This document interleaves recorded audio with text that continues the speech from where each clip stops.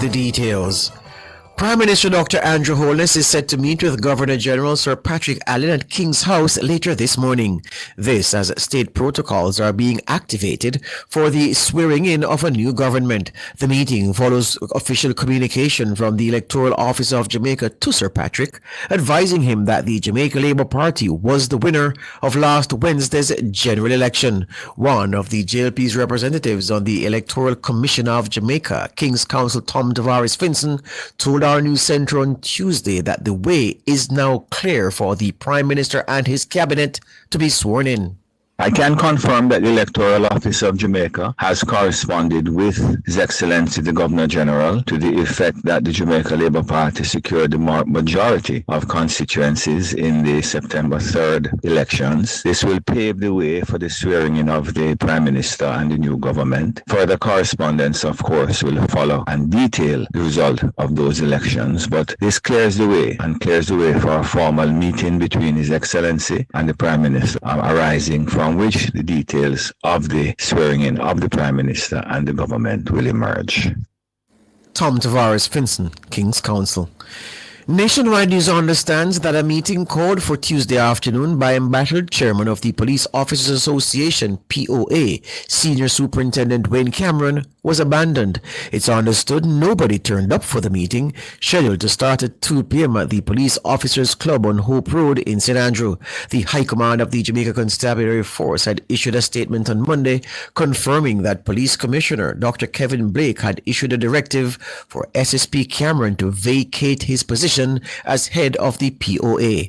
That statement said SSP Cameron would no longer be recognized as the representative of gazetted officers in the JCF. It said he would not be granted audience with senior leadership and would be restricted from speaking on behalf of the JCF outside of his official duties.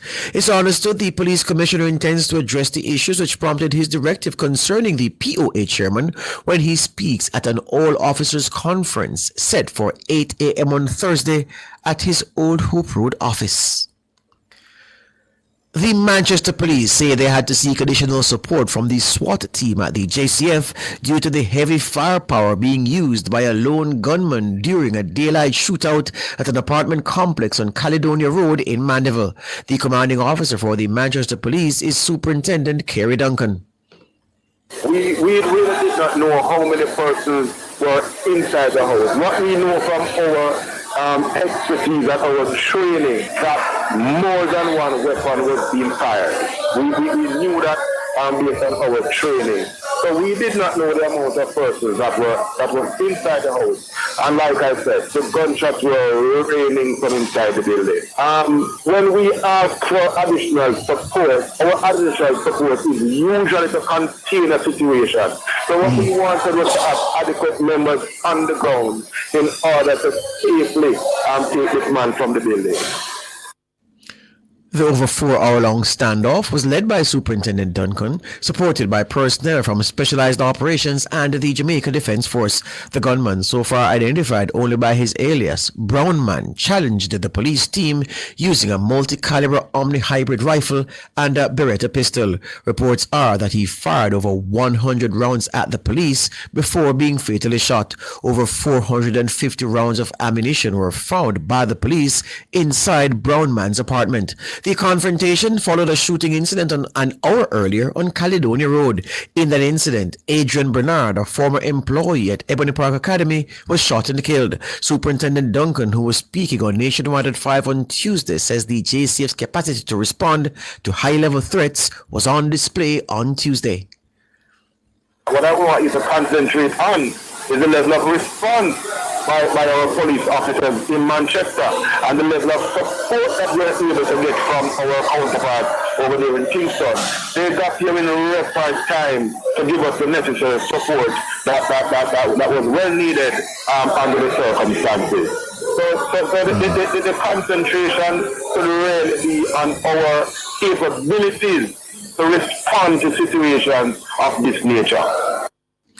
Meanwhile, Superintendent Duncan says murders in Manchester are down 45% as at September 9.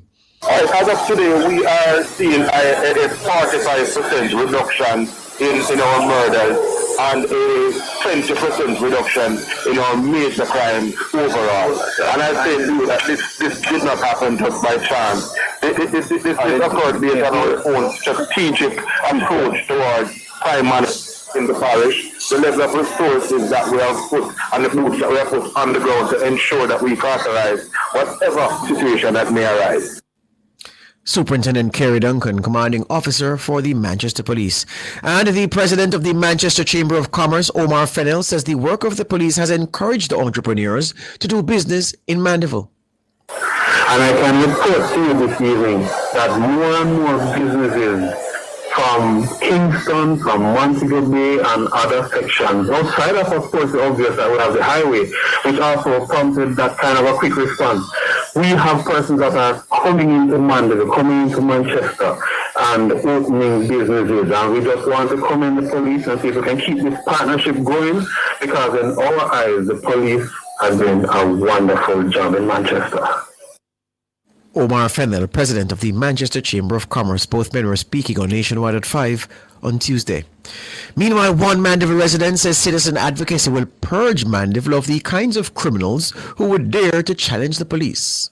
I've been in Mandeville for quite a few years. I've been born here, but I've been living in Mandeville about almost 40-something years now. And this is the first time I'm witnessing something like this in our community.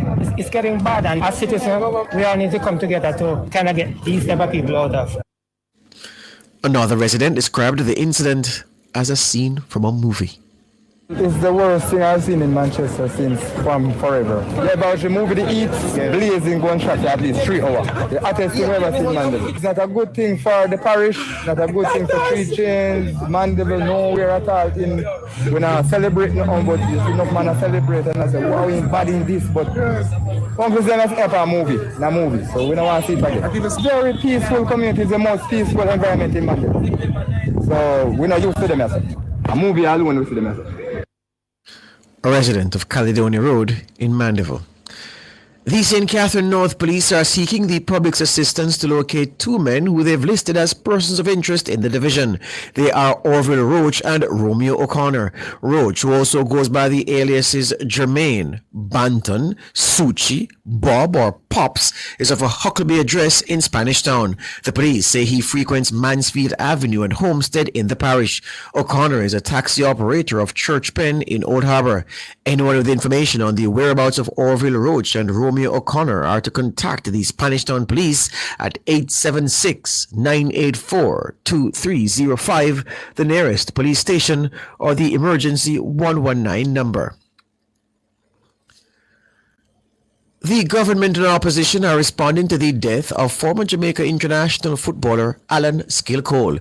He passed away Tuesday night at age 74. Skilcole is widely regarded as Jamaica's most talented ever player. He made his national senior team debut at age 15. As a schoolboy, he was instrumental in Veer Technical's run to the 1965 Da Costa Cup title, scoring 38 goals. Prime Minister Dr. Andrew Holness says Jamaica has lost a legend. He praised Skilcole's brilliance on the field and hailed him as one of the greatest of his generation. Dr. Holness also paid tribute to Cole's influence off the field, highlighting his work as tour manager for Bob Marley and the Wailers and as co-writer of the timeless anthem War. The Prime Minister says Skilcole became part of a cultural movement that defined an era and carried Jamaica's voice to the world. Meanwhile, the opposition leader Mark Golding said Skilcole had silky, elegant passing skills and ball control that were second to none. Golding says he's grateful for having benefited from Skilcole's generosity in sharing his deep, first-hand knowledge of the history of the seminal period in which Bob Marley lived. He says Cole's significant role in and contribution to the country's cultural development deserves to be documented in the annals of Jamaica's great personalities. And the Minister of Sport, Olivia Grange, says Skilcole, who was the first Jamaican player, the first Jamaican to play in the Brazilian League, was born to play the beautiful game. The Jamaica Youth Advocacy Network, JAN, is calling for meaningful intervention from the Education Ministry on the matter of school grooming. JAN issued a statement on Tuesday, a day after several reports emerged that students were locked out of school on Monday due to uniform infractions.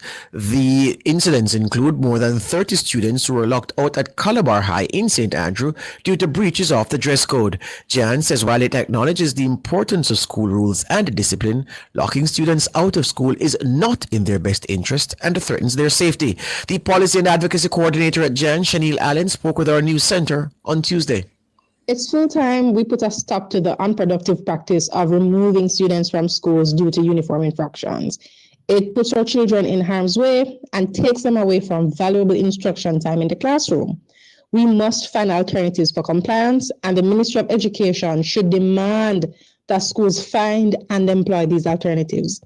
The ministry has said to schools to stop the practice, and many continue to do as they please. And it begs the question, how are schools disobeying ministerial directives with impunity? And that, of course, must be addressed. Shanil Allen, Policy and Advocacy Director at JAN. In recent times, the Education Minister, Dr. Dana Morris-Dixon, has urged the school principals to revisit how they enforce discipline at their respective schools. The minister says an updated schools grooming policy will be published soon. There's a lot of work that has already gone into an updated grooming policy, with even the Attorney General's chambers asked to weigh in to make sure that it's not discriminatory in any fashion. And I think we're nearing the end. All of the relevant ministries have looked at it and have given some comments. There are a few more that we need to get in. But we're near the end of a grooming policy for our schools that will hopefully put to rest all of these conversations. Dr. Dana Morris-Dixon, Education Minister. The Minister of Local Government, Desmond McKenzie, has added his voice to calls for political parties to remove all campaign paraphernalia from streets across the island. It is important that all members of both political parties cooperate in removing the political banners and the flags and the various things that was used in promoting the political parties during the election campaign. The elections are over. It is important that the country return to normality. And one of the ways in which we can contribute to the return is to ensure that Jamaica continues to look pretty, to look good. So I'm urging all political players right across the country, and I'm urging the municipal corporations, the mayors, to be vigilant and to ensure that these signs and billboards and the flags are removed within reasonable time. Desmond McKenzie, Local Government Minister. Calls have been made by Kingston's Mayor, Andrew Swaby, and the Mayor of Montego Bay, Richard Vernon, for campaign material to be removed now that the general election has passed. The political ombudsman has also issued a notice to political parties, candidates, and other members of the campaign teams about their legal responsibility to remove campaign-related advertisements and paraphernalia. Several communities island-wide were swarmed with campaign signs from both of the country's main political parties. The material included a wide assortment of billboards and pieces of orange and green fabric. Former PNP caretaker for Central Kingston, Lawrence Rowe, says the support of his family reinforced his decision to leave the PNP.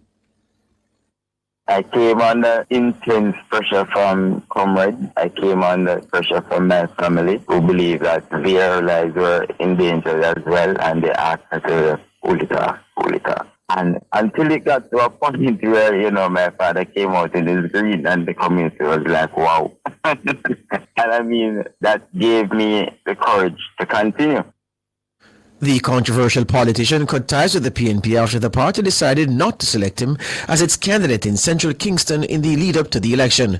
He later joined the JLP and assisted Donovan Williams' successful bid to retain the seat in last Wednesday's election. Williams won the seat by 79 votes to secure a second straight term in a constituency that is historically loyal to the PNP. Speaking on Cliff Online on Tuesday, Rose says despite being ousted by the PNP after spending millions of dollars to help them win the local government election, he had to stay with the people in Central Kingston. I had to stay with the people. I had to show them that I am in this fight with them, and I will be with them.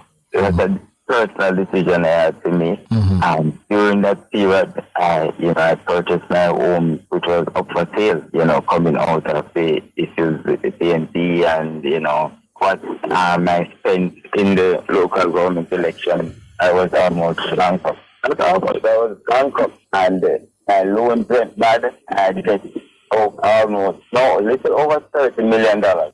So my house was repossessed. Lawrence Rowe, former PNP member.